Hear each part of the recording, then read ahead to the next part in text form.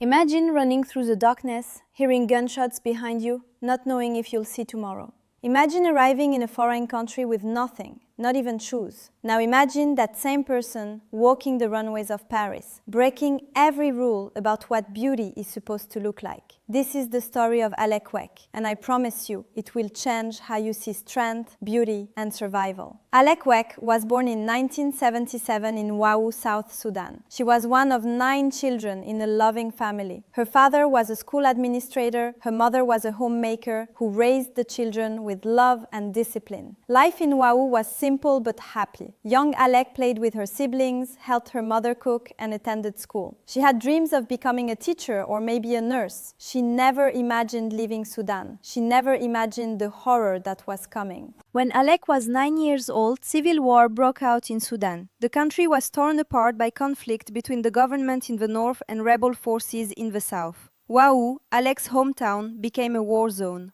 One morning, Alek woke up to the sound of gunfire. Her mother grabbed her and her siblings and screamed, "Run! We have to leave! Now!" They ran. They didn't have time to pack clothes. They didn't have time to say goodbye to neighbors. They just ran. Alek later recalled that day in interviews. She said, "I remember looking back and seeing our house. I remember thinking, will I ever see it again?" She never did. Alek and her family walked for days. They had no food, they drank water from dirty rivers, they slept on the ground. Many people died along the way from hunger, disease, or violence. Alek saw things no child should ever see. She saw dead bodies, she saw people crying over lost loved ones, she saw the worst of humanity. But she also saw strength. Her mother never gave up. Even when they had nothing to eat, her mother would gather the children and say, "We will survive this. We are strong." After weeks of walking, they reached the refugee camp in southern Sudan. The camp was overcrowded. There were thousands of people living in makeshift tents. Food was scarce, water was dirty, disease was everywhere. Alek and her family lived in that camp for months. Every day was a struggle to survive. Children died from malnutrition. Adults died from illnesses that could have been treated with basic medicine. One day, Alek's father fell ill. He had a simple infection, but there was no medicine in the camp. Within a few days, he died. Alek was only 10 years old when she lost her father. She watched her mother cry, but there was no time to grieve. They had to keep fighting to survive. Eventually, through connections and help from aid organizations, Alek's mother managed to get some of her children out of Sudan. In 1991, when Alek was 14 years old, she and her mother and some of her siblings were granted refugee status in the United Kingdom. They arrived in London with nothing, no money, no English, no understanding of how this strange, cold country worked. London was shocking for Alek. She had never seen tall buildings. She had never been in a car. She had never seen white people up close. Everything was new and overwhelming. The family was placed in a small council flat in a rough neighborhood. Alek started attending school, but it was incredibly difficult. She didn't speak English. The other students made fun of her accent, her clothes, her dark skin. One girl in her class said, "Why is your skin so black? Are you sure you're human?"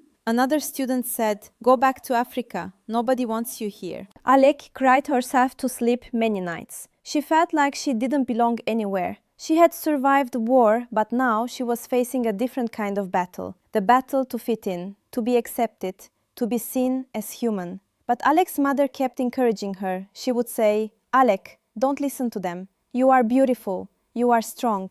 Never forget where you come from." To help support her family, Alek took any job she could find. She worked in a market stall, she cleaned offices, she did whatever was necessary to help her mother pay rent and buy food. One day, in 1995, when Alek was 18 years old, she was walking through a street market in London. A woman approached her and said, "Excuse me, have you ever thought about modeling?" Alek looked at her like she was crazy. She said, "Modeling? Me?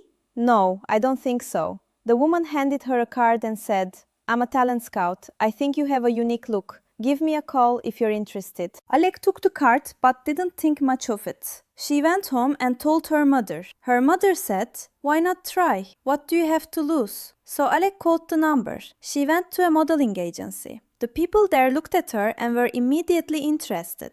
But not everyone in the fashion industry felt the same way. When Alek started going to auditions, many designers rejected her. They said, "She's too dark, she's too African, she's not what we're looking for." One casting director told her directly, "Our clients want models who look European. You don't fit that standard."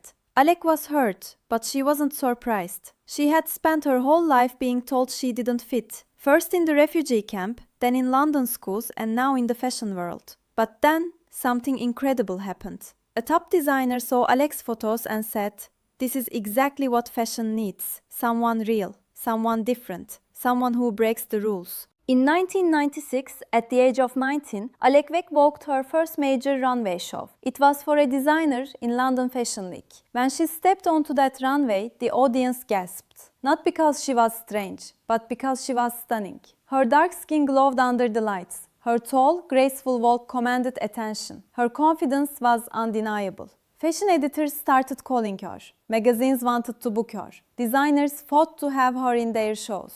Within a year, Alek Wek was walking runways in Paris, Milan, and New York. She appeared on the cover of Elle magazine, then Vogue, then Harper's Bazaar. She became the face of major campaigns for brands like Chanel, Dior, and Calvin Klein. But what made Alek truly special wasn't just her success. It was what she represented.